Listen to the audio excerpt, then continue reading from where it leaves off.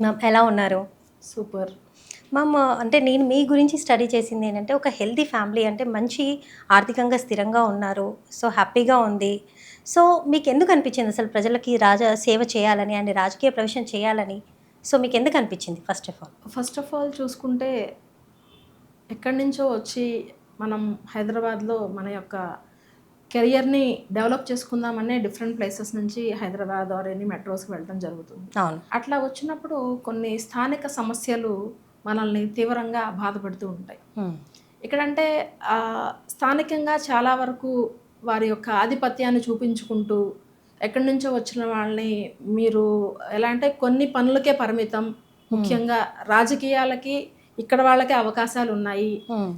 మీరు ఏదైతే ఉద్యోగరీత్యా వచ్చారో, వ్యాపార రీత్యా వచ్చారో, లేదా విద్యలో చదువు కోసం వచ్చారో, మీరు అందరికీ రెస్ట్రిక్ట్ అవ్వాలి అని ఒక ప్రెషర్ వచ్చినప్పుడు, హ్మ్. మేము అన్ని రంగాల్లోనూ ఉండగలం. ముఖ్యంగా యాజ్ ఎ మహిళగా ఖచ్చితంగా ఉండగలమని హ్మ్. రాజకీయ ప్రవేశం చేయడం జరిగింది. అంటే మీకు ఆ సమస్య ఎదురైందంటారా? లోకల్ అండ్ నాన్ లోకల్ అనే సమస్య? కేవలం అదే సమస్యలో రావడం జరిగింది. సో, ఆ సమస్య ఎదురైంది కాబట్టి సో, మీరు కూడా అంటే మేము లోకల్, నాన్ లోకల్ అన్నది ఒకటి క్వెషన్ కాదు. సో, ఒక సమస్యలతో అందరం సమానమే. సమానమే. సో, ప్రజలు ప ఎదురవుతున్న సమస్యల గురించి మీరు తెలుసుకొని వాళ్ళ గురించి పోరాడాలనా?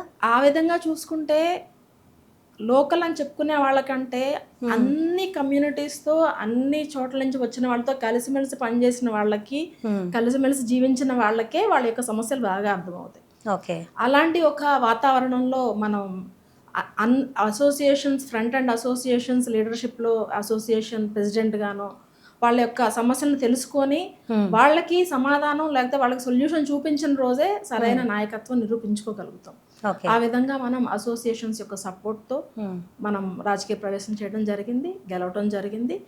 గెలిచిన తర్వాత కూడా ఒక 5 ఏళ్ల పాటు మనం ఏదైతే మన యొక్క పదవీ కాలంలో ఉన్నామో, ఆ సంబంధిత సమస్యలన్నిటికీ చక్కటి పరిష్కారం చూపించడం కూడా జరిగిందండి. ఓకే. ఇప్పుడు తెలంగాణలో చాలా వరకు పార్టీలున్నాయి. కాంగ్రెస్ ఉంది, టీఆర్ఎస్ ఉంది, బీజేపీ ఉంది. సో, మీరు బీజేపీ పార్టీని ఎంచుకోవాల్సినందుకు కారణం ఏంటంటారు? బీజేపీ పార్టీ సిద్ధాంతాలతో కూడుకున్న పార్టీ. హ్మ్.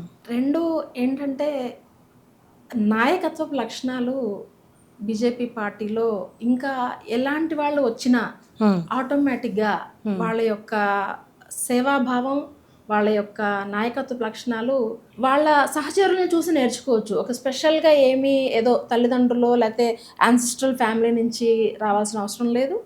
లేదు ఎలా అంటే మేము ఈ ప్యాషన్‌తో ఉన్నాము. మనం ఏదో పొలిటికల్ సైన్స్ లాంటి గ్రాడ్యుయేషన్స్ తీసుకొని రావాల్సిన అవసరం లేదు. ఇక్కడ మన యొక్క సహచరులతో ప్రతి పనిలోనూ ముందు సమాజానికి, దేశానికి సేవ చేయాలనే దృక్పథం ఉన్న వాళ్ళందరూ ఒక చోట సంఘటితమవుతమే అది బీజేపీ పార్టీ అండి. ఓకే. సో, అందుకని మీరు బీజేపీ పార్టీని ఎంచుకున్నారు. అవునండి.